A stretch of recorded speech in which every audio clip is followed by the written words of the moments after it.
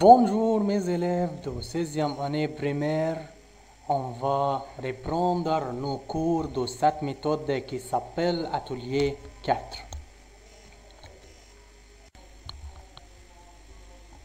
Après avoir étudié les matières scolaires, nous devons apprendre comment exprimer un avis positif ou avis négatif.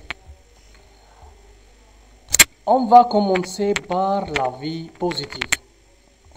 Comment exprimer un avis positif?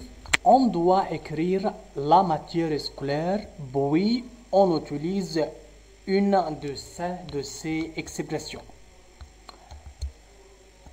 Répétez avec moi. Le français, j'adore ça. Le français, j'adore ça. Le français, c'est une matière scolaire. J'adore ça. C'est une expression qui exprime la vie positive. L'histoire, j'aime beaucoup. L'histoire, j'aime beaucoup. La poésie, c'est très chouette.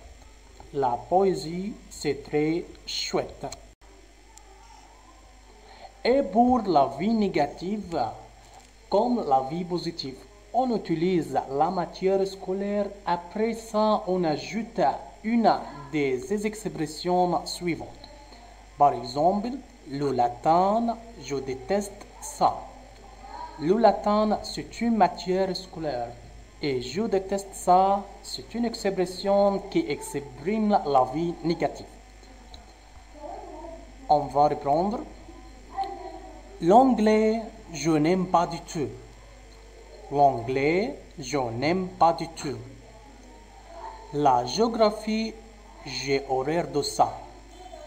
La géographie, j'ai horreur de ça.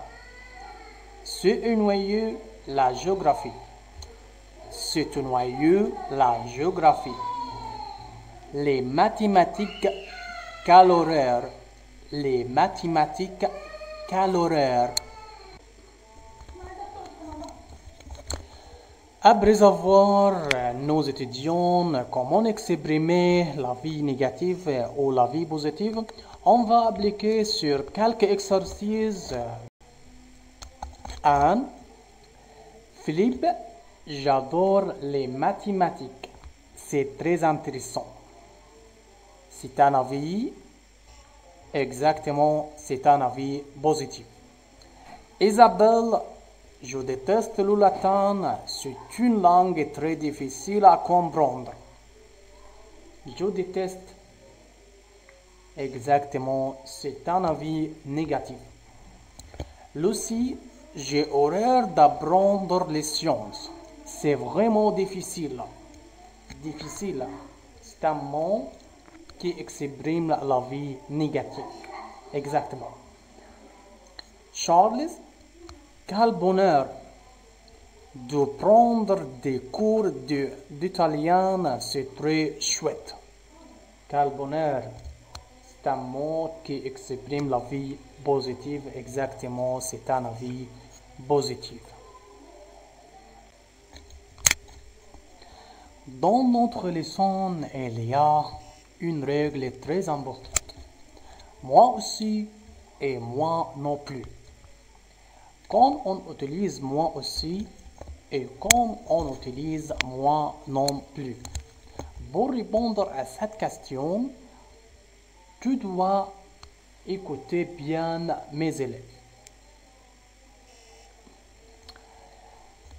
On répond à une personne par moi aussi lorsque on approuve son opinion d'une manière, c'est-à-dire moi aussi répond à une phrase affirmative. Par exemple, j'ai mangé du chocolat. J'ai mangé du chocolat. C'est une phrase affirmative. Et pour répondre, moi aussi, j'ai mangé du chocolat. Je déteste le fromage. C'est une phrase affirmative ou phrase négative. Exactement, c'est une phrase affirmative. et pour cela, on utilise moi aussi. Moi aussi, je déteste le fromage. Par contre, on répond à une personne par moi non plus lorsqu'on répond à une phrase à la forme négative. Une autre fois, lorsqu'on répond à une phrase à la forme négative, tout en approuvant son opinion. Par exemple, je n'aime pas le chien. Je n'aime pas le chien. C'est une phrase affirmative ou phrase négative.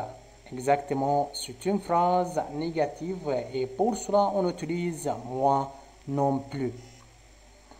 Moi non plus, je n'aime pas le chien. Maintenant, on va finir cette règle.